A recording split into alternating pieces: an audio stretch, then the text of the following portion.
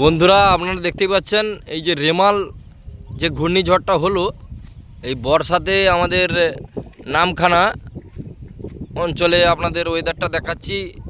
পুরো মাঠ জলে ভরে গেছে, বৃষ্টির জলে পুরো মাঠ ভরে গেছে।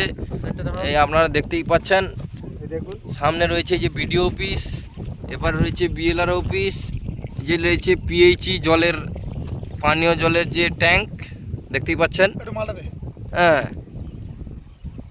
এই জলের পরিস্থিতিটা আপনারা দেখুন। আমরা খুব চিন্তার মধ্যে আছি, কি হবে না হবে।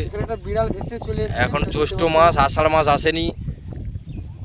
এই পরিস্থিতিতে যদি এইভাবে জল হয় তাহলে চাষবাস, আমরা শ্রমিক মানুষ, কৃষক, এভাবে চাষবাস কীভাবে হবে না হবে আমরা তো ভেবেই পাচ্ছি না। সামনে আমার ভোট রয়েছে, লোকসভা ভোট।